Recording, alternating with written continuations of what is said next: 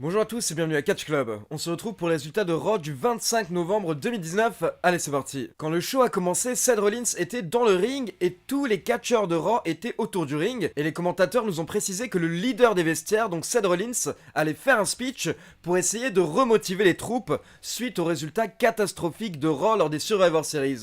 Car pour ceux qui n'ont pas vu les Survivor Series, il faut savoir que Raw a réussi à gagner uniquement un match. Donc Raw a eu un point alors que SmackDown en a eu deux et NXT en a eu 4. Et donc il faut savoir que le Survivor Series et Raw se déroulaient à Chicago. Donc bien entendu, avant que Seth Rollins commence à parler, la foule a commencé à scander le nom de CM Punk.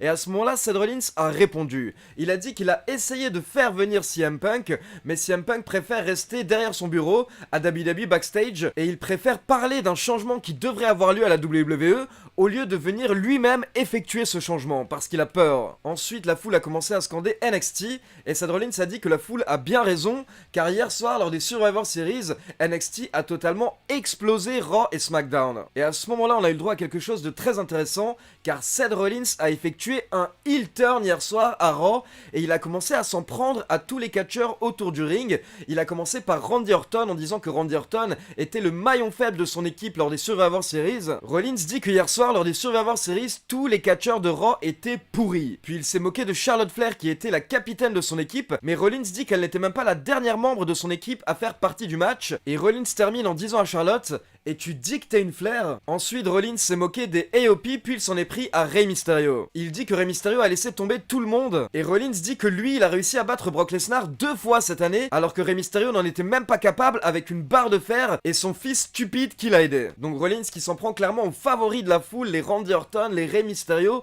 même le fils de Rey Mysterio. Et là, petit à petit, la foule a commencé à se retourner totalement contre Seth Rollins. Et à chaque fois que Rollins s'en prenait un catcheur, ce catcheur ne voulait plus écouter Rollins et donc il repartait en coulisses. Et petit à petit, tous les catcheurs sont repartis en coulisses.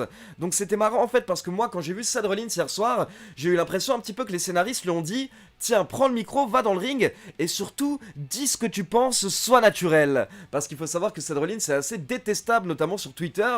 Et en fait, hier soir, ils ont joué sur son côté détestable et ils l'ont exagéré puissance 1000 pour faire le heel turn de Seth Rollins. Et donc tous les catcheurs retournent en coulisses et abandonnent Seth Rollins, sauf un, Kevin Owens, qui monte sur le ring. Et donc Seth Rollins commence à s'énerver contre Kevin Owens et il dit qu'il adore Raw. Et tout ce qu'il dit actuellement, c'est parce qu'il pense que Raw peut devenir meilleur. Rollins dit que tout ce que fait Kevin Owens, c'est venir chaque semaine, mais derrière il ne fait rien du tout. Et il ajoute que Kevin Owens ne sera jamais Seth Rollins. Puis d'un coup, Seth Rollins se calme, il s'excuse auprès de Kevin Owens. Il dit que ce n'est pas ce qu'il voulait dire, mais à ce moment-là, Kevin Owens répond avec un stunner. Donc voilà, on a eu le droit à un heel turn de Seth Rollins et c'est plutôt bien joué car une grosse partie de la foule commençait à réellement détester Seth Rollins à cause de ses commentaires, comme je vous l'ai dit, notamment sur Twitter. Donc voilà, donc je pense que c'est une bonne décision de la part de la WWE. C'est une décision qu'elle aurait dû également prendre avec Roman Reigns il y a quelques mois, mais elle n'a pas su le faire avec Reigns. Mais maintenant au moins elle a pris la bonne décision par rapport à Seth Rollins. Et donc tout de suite après ce segment, on retrouve Seth Rollins en coulisses avec Charlie Caruso.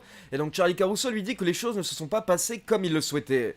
Et Rollins est très énervé et il dit que ce soir, il veut affronter Kevin Owens. Ensuite, on passe au premier match de la soirée, Bobby Lashley accompagné par Lana contre Titus O'Neil. Et il faut savoir qu'avant le début du show, on a vu une vidéo quand Rusev est arrivé à l'arène. Il y a un avocat qui est venu lui donner une lettre et donc dans cette lettre, il y avait marqué que Rusev n'avait pas le droit d'approcher Lana. Mais très rapidement, dès le début du match, Rusev arrive à travers la foule et il attaque Bobby Lashley. Donc Rusev commence à se battre avec Bobby Lashley sur la rampe jusqu'à ce que la police intervienne car ils veulent arrêter Rusev qui n'a pas le droit d'être là. Donc il commence à menotter Rusev, mais Rusev réussit à se dégager. Et donc il porte un coup d'épaule à Bobby Lashley qui vole en fait de la rampe d'entrée et qui tombe un peu plus bas. Et à ce moment-là, la police souhaite emmener Rusev, mais Rusev n'en a pas terminé.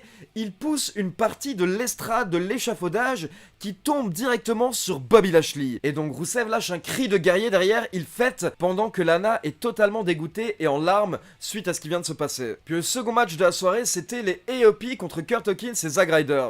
Les AOP avaient attaqué Hawkins et Ryder récemment lors de Raw, et comme vous pouvez l'imaginer, on a eu le droit à un squash match très rapide de moins de 2 minutes avec une victoire des AOP. On continue avec le troisième match de la soirée, Akira Tozawa contre Andrade accompagné par Zelina Vega. Et encore une fois, c'était un match pour mettre en avant Andrade. Donc Andrade a remporté le match en 2 minutes 30 avec son Hammerlock DDT. Et ensuite on a droit à une petite promo en coulisses de Aleister Black qui précise que Buddy Murphy est venu toquer à sa porte la la semaine dernière. Et donc il dit que ce soir, un peu plus tard, Buddy Murphy a un match et Aleister Black va venir collecter ce que Buddy Murphy lui doit. Puis on a le droit à un retour car il s'agit de Matt Hardy. Matt Hardy qui fait son entrée justement pour un match contre Buddy Murphy. Et on continue toujours avec les squash matchs pour le moment. On va dire que c'était pas exactement un squash, mais c'était clairement un match dont l'objectif était de mettre en avant Buddy Murphy. Et du coup, Buddy Murphy a remporté le match en 3 minutes après plusieurs coups de genoux à Matt Hardy. Et donc après le match, Buddy Murphy prend le micro pour dire qu'il est là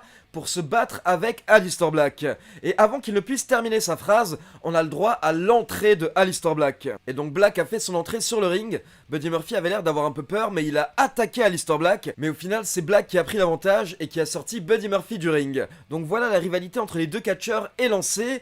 Mais le problème en fait c'est que ces deux catcheurs ont besoin de victoires actuellement, donc je trouve ça un peu dommage de les mettre l'un contre l'autre. Ensuite on était censé avoir un match pour le championnat des États-Unis avec AJ Styles contre Humberto Carrillo. Mais en fait durant son entrée, Humberto Carrillo s'est fait attaquer par Luke Gallows et Carl Anderson. Et derrière on a eu le droit à l'entrée de Ricochet, Randy Orton, Drew McIntyre et Rey Mysterio, et tous les quatre souhaitent avoir une chance pour le titre des États-Unis. Donc au final Ricochet propose un 4-way match entre ces quatre catcheurs et le vainqueur affrontera AJ Styles plus tard pour le championnat des États-Unis et au final AJ Styles accepte. Donc on enchaîne avec le match à 4 entre Rey Mysterio, Drew McIntyre, Randy Orton et Ricochet et il faut savoir que c'est Rey Mysterio qui a remporté ce match. Donc tout de suite derrière on enchaîne avec un match pour le championnat des États-Unis avec AJ Styles contre Rey Mysterio. Et vers la fin du match l'arbitre a été assommé donc Gallows et Anderson s'en sont pris à Rey Mysterio mais à ce moment-là Randy Orton est revenu pour aider Rey Mysterio car il faut savoir que durant le match précédent, le match à 4, DOC ont attaqué Randy Orton durant le match. Donc Randy Orton est venu pour se venger. Il a d'abord attaqué Gallows et Anderson, puis il a porté un RKO à AJ Styles dans le ring. Et derrière, ça a permis à Rey Mysterio de porter un frog splash à AJ Styles, et Rey Mysterio a remporté le match. Donc vainqueur et nouveau champion des États-Unis, Rey Mysterio. Et tout de suite après le match, son fils est venu fêter avec lui, et les commentateurs nous ont précisé que c'était une belle histoire, car Rey Mysterio était à deux doigts de prendre sa retraite, mais au final, grâce au soutien de son fils, il a continué sa carrière et maintenant il est même champion des États-Unis. Donc au final, c'est tout de même une belle histoire que la WWE nous a racontée. Puis on a le droit à une petite promo de Kevin Owens en coulisses où il parle de Seth Rollins et il dit que Rollins a essayé de devenir le visage de la compagnie, il a essayé de devenir ce dont la compagnie avait besoin. Mais au final, à la place, il est tout simplement devenu quelqu'un de détestable et d'insupportable. Et Kevin Owens termine en disant que Raw va devenir le Kevin Owens Show. Puis le 7ème match de la soirée, c'est un match entre Charlotte Flair et Asuka accompagnée par Kairi Sane. Ce match a lieu car récemment Asuka avait craché son mist au visage de Charlotte Flair. Et donc devinez quoi, il s'est passé la même chose lors de ce match. Car à la fin du match, Kairi Sane a essayé d'intervenir, donc Charlotte Flair est sortie et elle a jeté Kairi Sane contre le poteau de coin de ring. Mais quand elle est rentrée dans le ring, Asuka lui a craché le mist au visage et donc derrière elle a pu effectuer le tombé pour la victoire. Puis on continue avec un nouveau match très rapide entre Eric Rowan et un talent local qui s'appelle Kyle Roberts. Et donc il faut savoir que comme d'habitude, comme les deux dernières semaines, Eric Rowan a fait son entrée avec une cage qui était recouverte. Donc on ne sait toujours pas ce qu'il y a dans cette cage et à un moment le catcheur local, donc Kyle Roberts, a essayé de soulever le voile qui était sur la cage pour regarder ce qu'il y avait dedans. Et donc apparemment il a vu ce qu'il y avait dedans, mais il a eu peur et il s'est reculé. Et donc derrière bien entendu Rowan l'a rapidement attaqué et il a remporté le match avec son Iron Claw Slam en moins de 2 minutes. Donc n'hésitez pas à me dire dans les commentaires, selon vous, qu'est-ce qui se cache dans cette petite cage qui amène à chaque match Eric Rowan. Puis on passe en coulisses et Zara Schreiber essaye d'interviewer AJ Styles qui est en compagnie de Gallows et Anderson par rapport à sa perte du titre. Mais AJ Styles ne répond pas aux questions et il prononce simplement le nom de Randy Orton. Donc apparemment on se dirige vers une rivalité Randy Orton et AJ Styles. On a également le droit à une petite promo de Lana en coulisses qui précise que Bobby Lashley a été transporté à l'hôpital. Lana précise que Rusev est totalement obsédé par elle et que la WWE devrait virer Rusev, mais malgré tout Lana dit qu'elle va bien et que tout ira bien pour elle. Et donc on termine avec le main event de la soirée, le match entre Seth Rollins et Kevin Owens. On a eu le droit à un bon match avec beaucoup d'action et vers la fin du match, alors que les deux catcheurs étaient au sol dans le ring, les AOP ont fait leur entrée. Et donc rappelez-vous, Seth Rollins a durement critiqué les AOP au début du show. Et donc les AOP montent sur le ring et ils regardent Kevin Owens et Seth Rollins. Et donc Kevin Owens se relève et il gifle l'un des membres des AOP. Du coup l'équipe attaque Kevin Owens et donc le match s'arrête à ce moment-là, apparemment en no contest. Et donc les AOP se sont acharnés sur Kevin Owens, ils l'ont jeté plusieurs fois sur le poteau du ring et ils ils ont laissé Owens totalement inanimé au sol.